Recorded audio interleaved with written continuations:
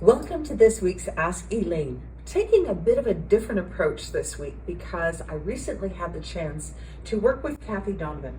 She's an hourglass petite, stands at 4'11", busty, curvy, the lot. There are elements of style that always come into play, whether you're petite or not, that really makes sense. So we delved into that with a series of what would be mini snappy style segments to show on Instagram.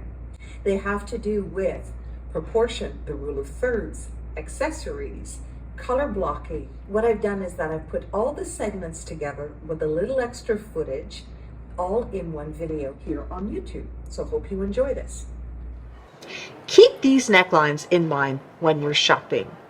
Okay, so something like a very pronounced scoop like this elongates all of the neckline.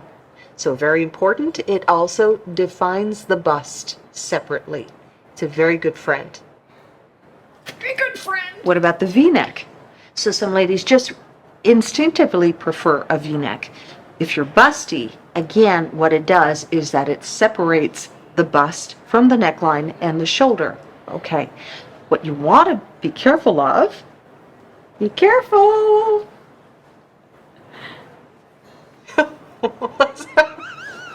What have you done, Kathie? Okay, Pin up girl. so halter necklines are a little more difficult to deal with. First off, typically you're going to see the bra strap. Secondly, we are losing important space here to elongate all of this neckline. It's going to make the bust look even stronger, fuller, which may be an effect that you're not looking to get.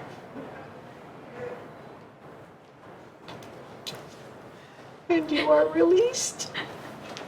With the bateau neckline, yes, we are sacrificing a little bit of length at the neckline. However, it's regarded as a very sophisticated neckline. You may want to consider the actual shape of the garment as well. For bustier girls, you'll want to keep away from the very, very strong print. You'll want to go to a garment that kind of shapes, that has shape under the bust line and nips in and follows the curve. The soft cowl is definitely a friend. It creates a little bit of a V here in its shaping. It's elongated on the neckline. Because it's a minimized cowl, it doesn't overwhelm. Don't look for something that comes right up to the ear or takes over the shoulder line. So this one is perfectly proportioned and again, away from the bust. Gorgeous jacket, but where did Kathie go? She's been swallowed up by the neckline here. So from the moment we unbutton, start releasing the neckline, it's going to make way to a, in fact, great neckline that's beautifully shaped with points here, again, over the bust line. You can pop up the collar, then we're just opening up the full jacket. Kathie just summed it up perfectly. Well, what I said was, and I've learned this from you people here at Shepherd's, we want to see the petite queen. We don't want to see the third piece. So when you're choosing what to wear under a jacket, make sure we see you. So when you have a scoop neck or a V-neck, we see your face, we see your neckline, we see you, and then the jacket or the topper becomes a complement to your outfit instead of swallowing you up. See? We're starting the monochromatic look with the bottom, with the pant. This is the lantern pant from Simply. We like it for petites. Although it is a fuller leg line, you can see how it captures the waist up here, and then it just kind of softly flows over the leg line.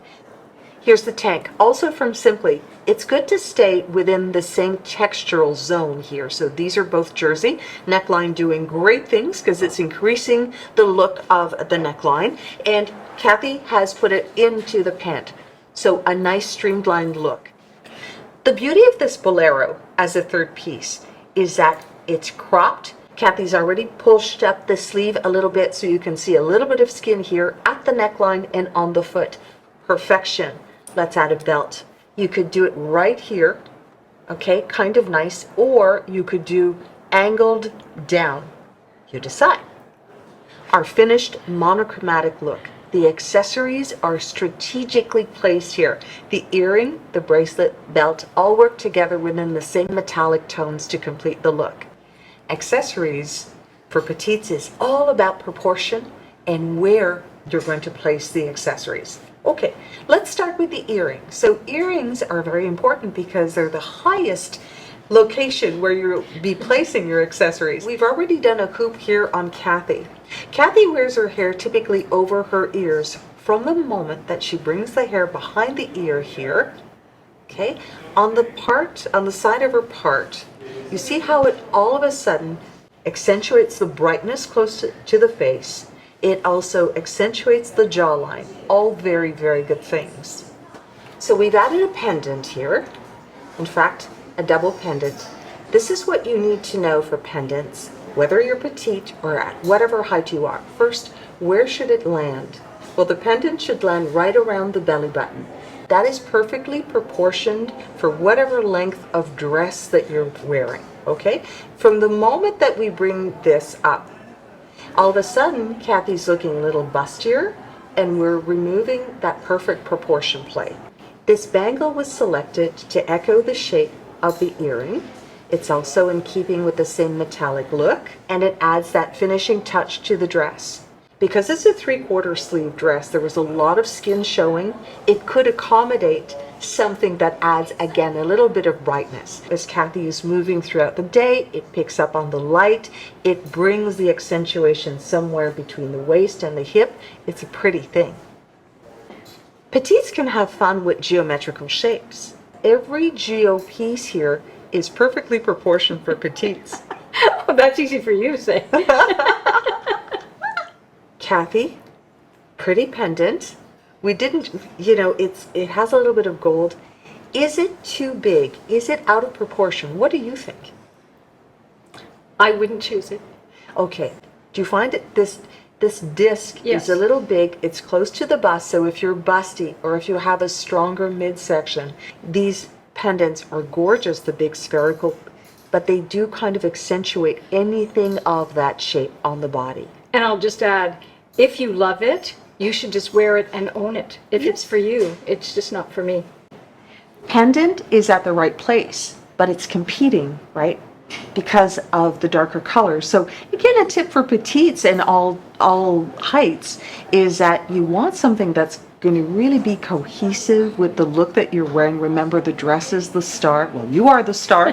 The dress makes you shine, and your accessories are a perfect complement. Onto a shorter necklace. This clean neckline does mean that you can absolutely do a shorter necklace that's going to draw the eye a little down from the neck, and that accentuates, it creates a longer length visually. From the moment that we bring the necklace up and it's competing with the neckline, that's difficult. That's a little more difficult to navigate. And when we do a choker style here, you can see how we are really cutting off visually the length of the neckline. So a little longer here is better. These beads are nice, they're big, they make a statement, but they're soft in their coloration and in their texture, so they're like a perfect match with this dress. Scarves are important for petites, and of course you have to keep proportion at top of mind. Something like this. Of course, the colors blend perfectly together, tip number 1. And secondly, size is of great importance here, and it's in the way you're going to drape the scarf, and we'll show you a very easy trick. We've created a soft cowl neck with this scarf, and it's easy to do. You typically would work with a point. You have a bulk here, and you're going to place the bulk at the back. We're going to work with Kathie's part here, and so I'm going to fasten the scarf off center on the side, the tail off the bust line. Nothing is adding bulk, but we've recreated a new neckline on the dress. So we've doubled up on accessories here at the neckline with the use of a very French looking Hermes style scarf and a necklace. Kathie, your thoughts? It might not be a petite's first thought, certainly wouldn't be mine, but I love the way it looks. It's a very, as you say, sophisticated kind of ladies who lunch, and petites can do it all. Stand by. Sorry. Scarf Tricks by Elaine.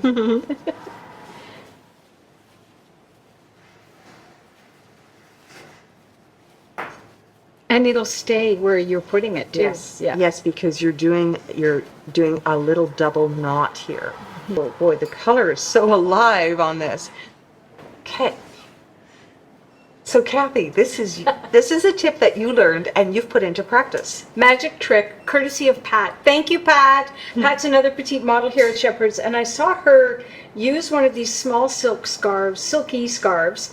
I love the fabric, I love the print, and I wanted to make it work with my dress, also with some other tops I have that fall into the same color palette. Yes. But I couldn't get it to stay put, and I used my little Maggie's magnets, and I tried everything. But what Pat did is she took the scarf and wrapped it, as you would, around itself, and then she just simply tied a knot on either side of the middle. Yes.